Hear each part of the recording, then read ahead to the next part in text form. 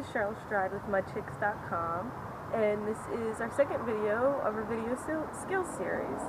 Today we're going to go over some basics on your bike as well as your neutral and ready position, or tack position as they call it. So first things first, we're going to talk about your setup with your handlebars. Generally, some people like it a little different. Some people like a longer stem and shorter bars.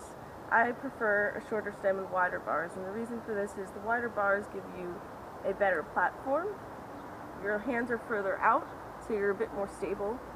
If you try and do a push-up with your hands here, it's very, very difficult, not to mention very easy for somebody to come and push you over.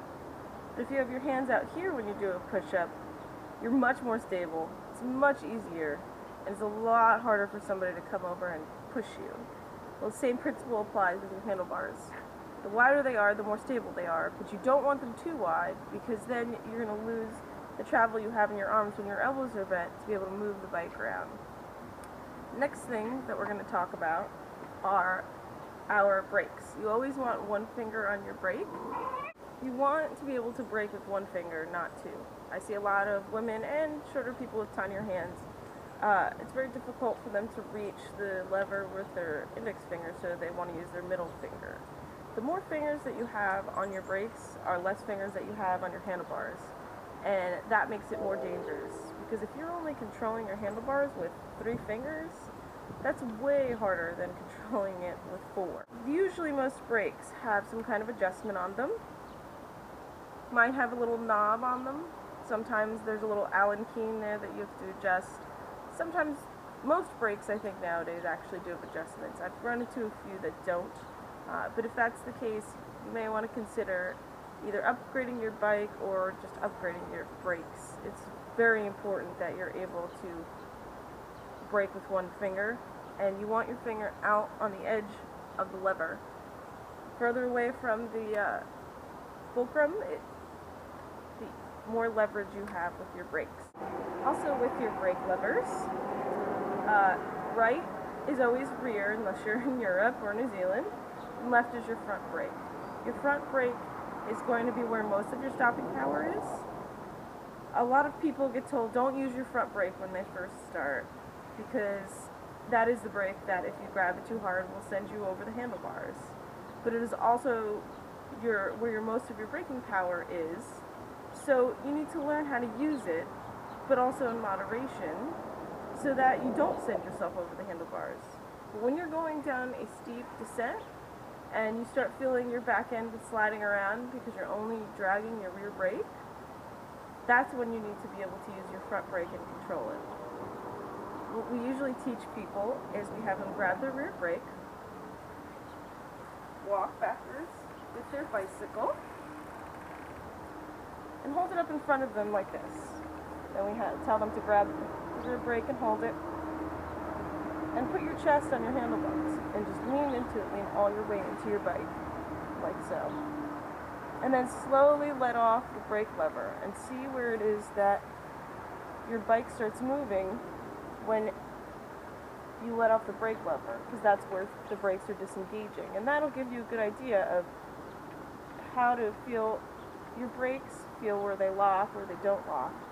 And you can do the same thing with your front brake. You want to make sure you're not on the drive side of the bicycle, because you don't want to get stabbed with some chain rings in the back of your legs. Grab the front brake, walk forward, and let the seat sit under your armpit, and then just slowly let off the front brake little by little. And you can try and walk with the bike, or just see where the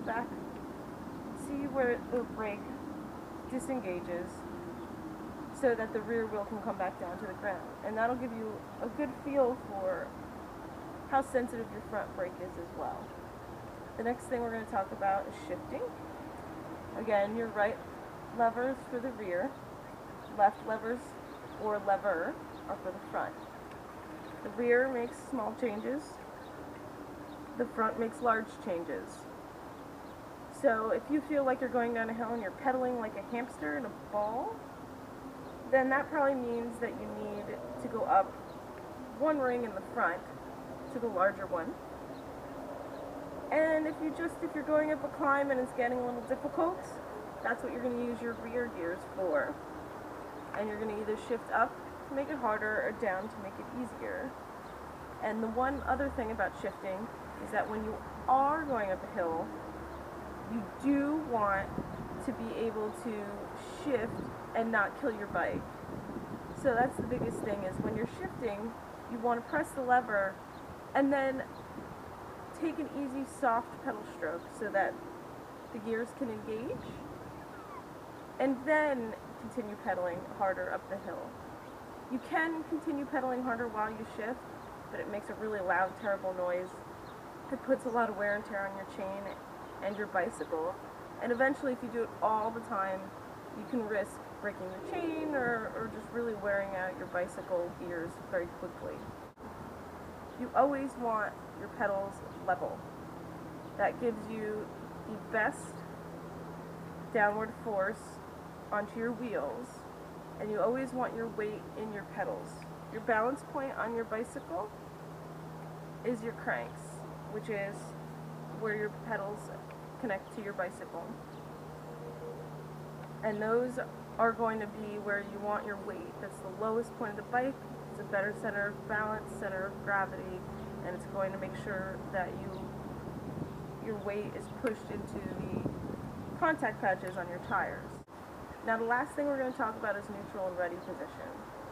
So when you're on your bike, neutral position, you're going to be using this when you're coasting along, just relaxing, like if you're on the road or on a rail trail or whatever. And you're going to be standing over your pedals.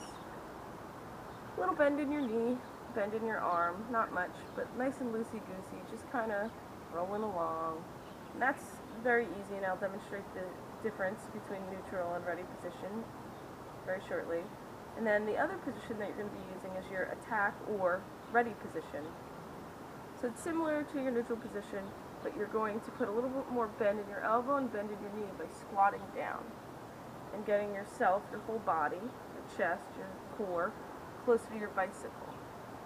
I like to say butt up in the air, because in order to put your butt up in the air, you have to bring your chest down and get closer to your bicycle. So with little kids, I call it sumo wrestlers. You're going to squat down like a sumo wrestler and really get yourself over the bike. So now I'm going to demonstrate your neutral position. Always remember, helmet when you ride. Doesn't matter where, to the grocery store or not. It may look stupid. There's cooler helmets out there that you can get if you prefer other styles. But please, please, please wear a helmet. So the first position I'm going to demonstrate to you is your neutral position.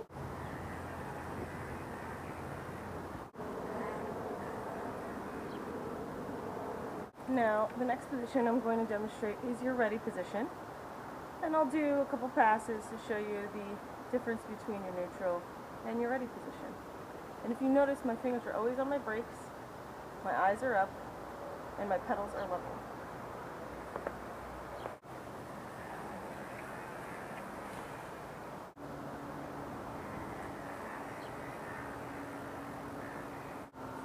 So those are some of your bike basics.